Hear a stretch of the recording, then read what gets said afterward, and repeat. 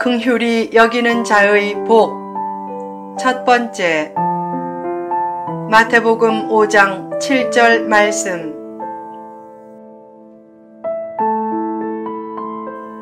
정신적인 사치를 주의하라. 어느 날 한 집사의 아내가 백혈병에 걸렸다. 그는 아내의 치유를 위해 간절히 기도했지만 아내는 결국 죽었다. 그는 하나님을 원망하며 잠시 방황했지만 곧 정신을 차리고 하나님을 다시 붙잡았다. 그리고 먼저 천국에 간 아내를 생각하며 병자들을 찾아다니며 기도해 주었다. 그때마다 이렇게 기도했다. 하나님, 제 아내는 데려가셨지만 대신 이분의 건강을 회복시켜 주소서. 그때마다 하늘의 놀라운 위로와 평강과 치유가 병자는 물론 자신에게도 임했다. 은혜 받는 길은 간단하다. 힘써 누군가에게 은혜를 베풀면 된다. 축복받는 길도 간단하다. 힘써 누군가를 돕고 범사에 감사하면 된다. 그처럼 하나님이 자신 곁에 둔 어려운 사람을 힘써 도우려고 하면 그 자신도 하나님의 도움을 받는다. 성도는 저 높은 곳을 향해 올라가는 것도 잘 해야 하지만 저 낮은 곳을 향해 내려가는 것도 잘 해야 한다. 왜 큰 꿈과 비전을 이뤄야 하는가? 작은 영혼과 구석진 곳을 살피기 위해서다. 꿈과 비전과 소원의 성취가 사치의 도구가 되면 안 된다. 물질적인 사치만큼 정신적인 사치도 주의하라. 사랑하는 사람이 중병에 걸리면 이런 기도가 나온다. 하나님, 그를 살려만 주세요. 삶 자체가 큰 축복이다. 살아있으면 기회가 있다. 그래서 이런 감사 기도가 중요하다. 사랑하는 사람과 제 생명을 지금까지 살려주셔서 감사합니다. 사랑하는 사람이 건강하게 살아있는 것만 가지고도 무한 감사를 표현하라. 어떤 경우에도 진급, 출세, 성공, 합격 등으로 감사를 저울질하지 말고 삶 자체를 감사하며 힘든 이웃들을 긍휼히 여겨주라. 일전에 서울 당산동에서 5살과 4살의 어린 남매가 불에 타 죽었다. 그때 엄마는 파출부 일을 나가면서 항상 하던 대로 지하 단칸방 문을 밖에서 잠그고 말했다. 혜영아, 동생 잘 봐. 엄마 금방 갔다 올게. 그때 아이들은 두 손을 싹싹 빌며 엄마한테 문 잠그고 가지 말라고 사정했지만 엄마는 아이들의 안전을 위해 어쩔 수 없이 문을 닫고 나갔다. 그때 아이들이 지하 단칸방에서 너무 심심하니까 성냥으로 불장난을 하다가 불이 나서 탈출도 못하고 변을 당했다. 지금도 어둠 속에서 신음하는 사람들이 많다. 그 고난의 껍질을 탈출하고 나오기가 힘든 것을 이해하고 그들을 최선을 다해 돕는 것이 결국 하나님의 도움과 축복을 받는 길이다.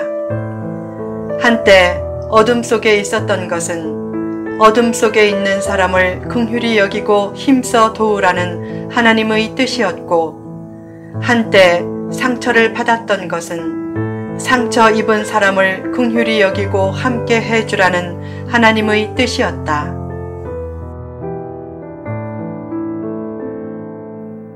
긍휼히 여기는 삶. 예수님은 말씀하셨다.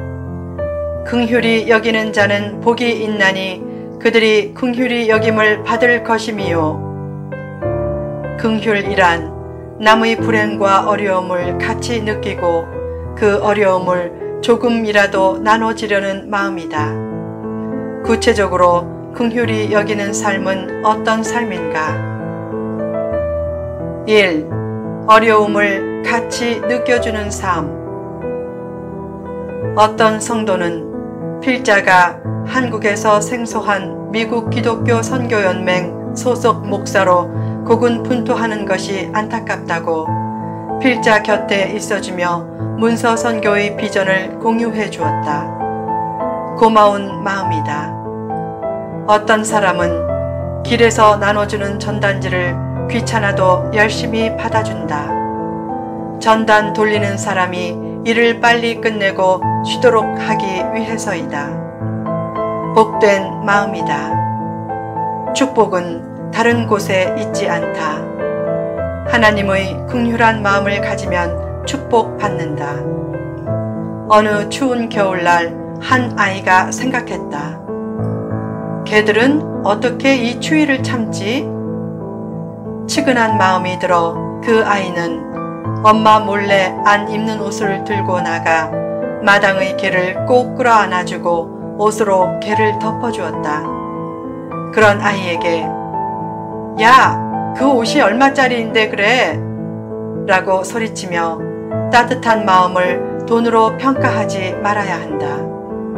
그때는 다음부터 몰래 그러지 말아라 라고 따끔하게 혼내면서도 아이를 대견하게 보고 그 아이로부터 주님의 마음을 읽어야 한다.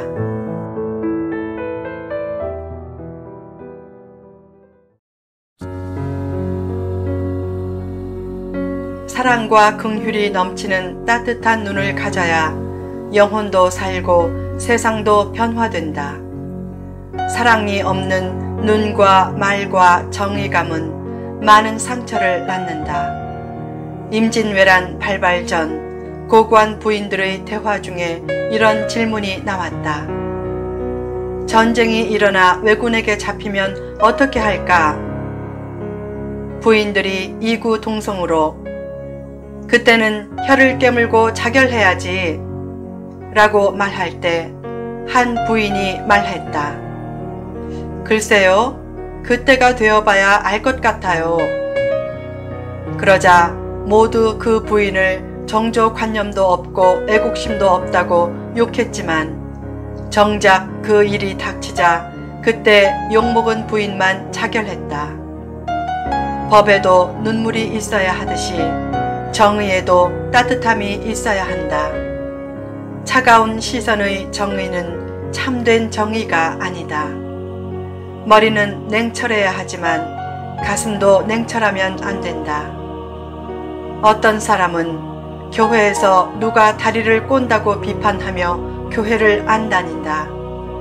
어떤 사람은 한 성가대원이 위로 보고 찬송할 때 그의 흰 눈자위가 교만해 보여서 꼴보기 싫다고 일주일 금식 기도를 했다. 불행한 모습이다. 차가운 시선들로 인해 많은 사람들이 사랑과 친절과 따뜻함에 굶주려 있을 때 따뜻한 시선을 주려고 힘쓰라. 특히 누가 어려움을 당하면 그 어려움을 같이 느끼는 긍휼한 마음을 가지라. 인생에서 얼마나 많은 일을 했느냐 보다 중요한 것은 일할 때 얼마나 사랑하며 했느냐는 것이다. 2. 상대의 처지를 이해하는 삶. 서로의 상황을 조금 더 알면 이해해야 할 일이 참 많다. 여성들은 매월 생리 변화에 따라 신경이 날카로워질 때가 있다. 그 특성을 모르면 남편은 아내가 왜 갑자기 짜증을 내는지 이해할 수 없고 심지어는 여성 자신도 자기가 그렇게 침체되는 이유를 잘 모른다. 그런 생리적인 특성을 미리 이해하면 긍휼한 마음이 커진다. 요즘은 고개 숙인 남편들이 많다. 직장에서 시달리다가 집에 와도 아내가 예전처럼 고분고분하지 않고 조금만 비위를 상하게 하면 찬밥 신세를 면치 못한다. 그러면 아이들도 덩달아 아빠를 무시할 때가 많다. 그런 상황을 이해하고 어떻게 하면 더 격려해 줄 것인가를 생각하는 아내의 마음도 긍휼한 마음이다. 한 외과 의사는 늦게 귀가할 때가 많았다. 그 문제로 갈등이 커졌다. 어느 날 아내가 기도 중에 남편의 처지를 이해하는 마음이 생겼다. 하루 종일 수술하며 시뻘건 피를 만지다가 퇴근해서 동료들과 만나 스트레스를 푸는 남편이 이해되었다. 그때부터 남편이 늦게 와도 친절히 맞아주었다. 그 후 가정에 평화가 찾아왔고 덩달아 남편의 귀가도 빨라졌다. 그처럼 이해해야 할 상황이 많음을 깨닫고 이해하려는 마음이 긍휼한 마음이다. 3. 사랑의 손길을 펼치는 삶. 사람은 사랑받고 관심받고 존경받기를 원한다.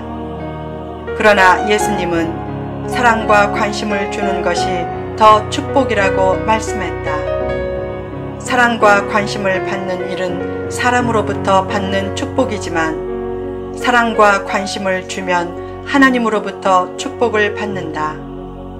축복을 원하면 베풀 기회를 잘 찾아내야 한다. 어느 날 인도 캘커타에 있는 테레사 스녀의 사랑의 집에 설탕이 떨어진 소문이 들렸다. 그날 저녁 한 소년이 엄마에게 말했다. 엄마, 오늘부터 사흘간 설탕을 먹지 않을 테니 그만큼의 설탕을 주세요. 그리고 그 소년은 약간의 설탕을 들고 사랑의 집을 찾아왔는데 캘커타 시민 중에 그 소문을 듣고 찾아온 유일한 사람이었다. 얼마 후 영국의 한 기자가 수녀에게 물었다. 사랑이 무엇입니까? 수녀가 대답했다. 사랑은 보고 느끼고 책임지는 것입니다. 어려운 사람을 보고 그 어려움을 함께 느끼고 더 나아가 꽉 쥔 손을 펼쳐 힘써 돕는 것이 사랑이다. 전 세계를 사랑한다고 말하기는 쉽다. 진짜 필요한 것은 이웃을 사랑하고 용서하며 그를 위해 호주머니를 비우는 것이다. 그처럼 희생을 요구하는 일에 기쁘게 결단할 때 하나님의 긍휼하신 손길을 얻게 될 것이다. 후편에 계속됩니다.